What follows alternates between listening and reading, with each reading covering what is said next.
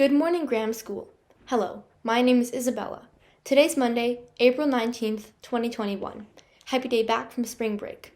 We hope that you had a wonderful time off, but now it's time to get back to your school mindset. Today is National Bicycle Day. This day was founded in 1985 by Thomas Roberts. These vehicles are one of the best forms of transportation that many of us use daily. They're easy to use, environmentally friendly, and fun to ride on. It's a win-win-win. Anyways, try to ride your bike today. If you already did, great job! Breaking news.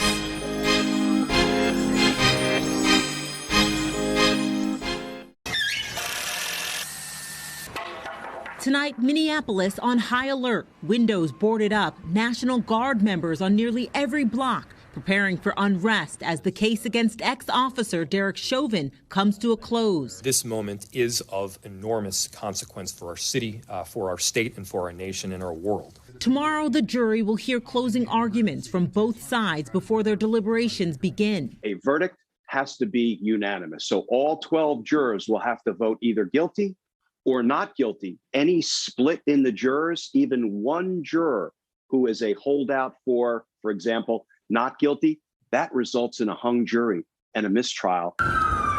From coast to coast, cities are gearing up. NYPD officers not allowed to take time off starting tomorrow. Minneapolis public schools halting in-person learning starting Wednesday, bracing for widespread protests as some 3,000 National Guard members are activated sooner than expected. We plan for the unexpected. Clearly, even our phases did not account for a specific officer-involved shooting. Just right in the midst of certainly the trial. That shooting of Daunte Wright sparking 7 straight days of demonstrations in the streets. Adding fuel to the fire, the police shooting of 13-year-old Adam Toledo in Chicago. Adam, we love you. All eyes are on this courthouse in Minneapolis. I have to believe that the nation and frankly the world will be watching this verdict to see if we can... Megan's with us now. Is there any sense for how long the jury could deliberate? Well, Kate, jurors can take as little or as much time as needed to try and reach a decision. But legal experts say that when a jury is sequestered, like they will be, they can usually return a verdict much faster. Kate? Many of you probably know what Levi Stadium is. Since 2014, it has been the home venue for the San Francisco 49ers. Before the pandemic, they hosted many football games, but now it has been turned into a mass vaccination site. Now, it has reached the record for the most vaccinations given in one site in all of California. Last Thursday, they administered 12,000 shots, and this is out of 15,000 possible appointments. That's great news, since the more people are vaccinated, the safer we all will be. Now, it's time for your daily environmental story. The world is getting warmer, the ice sheets are melting, and natural disasters are becoming more common. How did this all happen? Let's go back in time a little bit. And pause. It's the Industrial Revolution. Look, there's cars, factories, machines, typewriters, a light bulb, and... we're creating a lot of carbon dioxide. And it's making it so that heat can't escape the atmosphere. But who cares? The economy is booming, so some super rich investors are probably smoking a cigar. You know what? I think we should go forward in time. And stop. Whoa, it's 1900s. This is a great time of even more amazing inventions. You got Polaroid cameras, computers, the NES, air conditioners. But hey, what happened to that carbon dioxide problem 50 years ago? Did it just disappear? Unfortunately, the answer was no. No one was really taking notice of climate change in the early parts of the 1900s.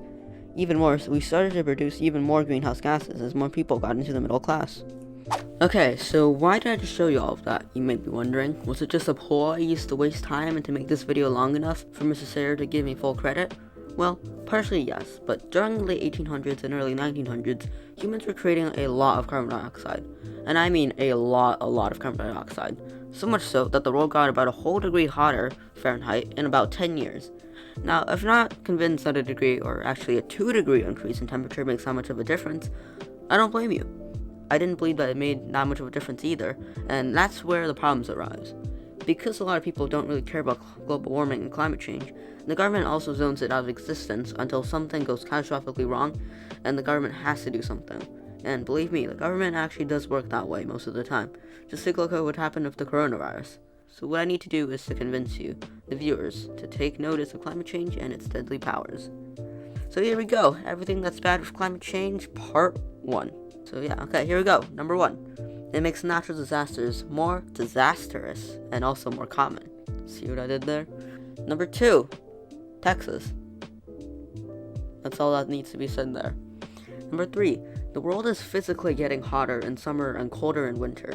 There's a bigger range between the lows and highs, so some days it may be 40 degrees outside and other days it'll be 110 degrees. Number 4, sea level rise. This is especially bad since we live near the coast. Now, I don't know about you, but having everything I own get destroyed in a tsunami, it doesn't sound too appetizing to me.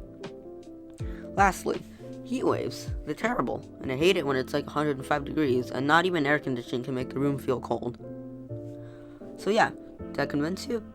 Probably not, but still, if you actually do care about climate change, the unfortunate news is that as just a regular person, there's nothing you can really do to make a big difference.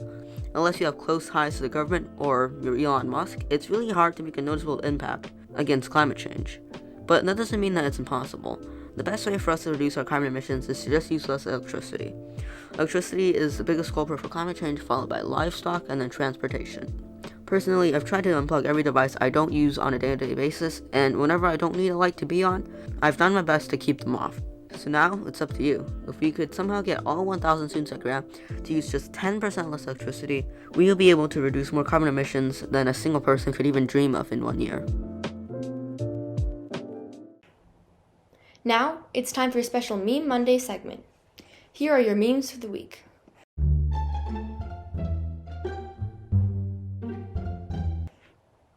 Thank you to everyone who sent in memes, and we are sorry if we couldn't include yours this week.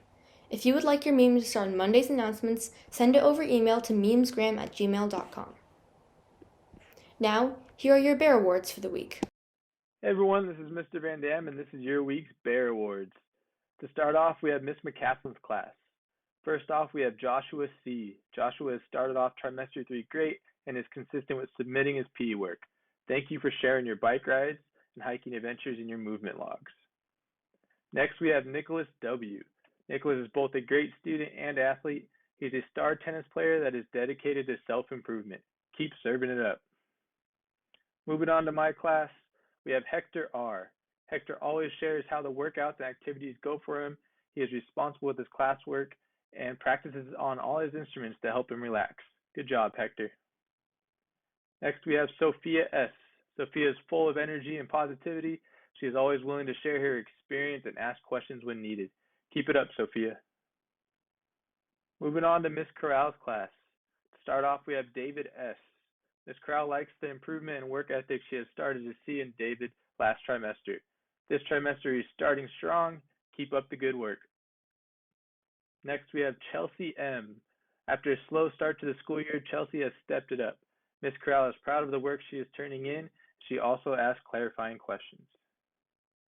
Last but not least, we have Mr. Brown's class. To start off, we have Nyla B. Nyla has excelled consistently in PE class. Mr. Brown does not believe she has turned in any late assignments. She is always on top of her learning, and in her free time, she enjoys reading. Great job, Nyla. And last, we have Paulo C. Paulo does excellent work. When Mr. Brown reads his fitness logs, he knows he is going to write something to put a smile on his face. No sugar challenge. Outside of school, he plays tennis and rows at a high level. Great job, Paulo. Awesome job to all of you out there. Keep putting in the hard work and doing the extra work to get your PE work completed. Keep it up. That's all for today.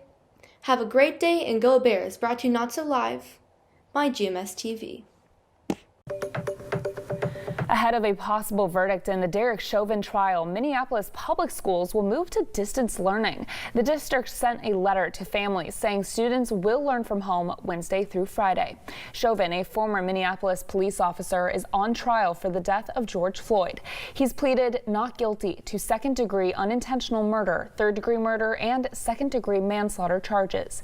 Chauvin was seen with his knee on Floyd's neck for nearly 10 minutes during an arrest last year. Floyd died after that altercation. There were days of protests all over the world following his death. The school district says it will monitor the trial and adjust plans for the schools. The city of Minneapolis as a whole and other U.S. cities are also preparing for protests and possible civil unrest. In downtown Minneapolis, you can see here the National Guard is ready to answer the call for whatever might arise. Additional barriers have been placed near the courthouse and streets surrounding police precincts. More than 3,000 members of the Minnesota Guard are in place, and the city says there are more on standby if needed. Street closures and officers from multiple agencies will also be a part of the safety plan.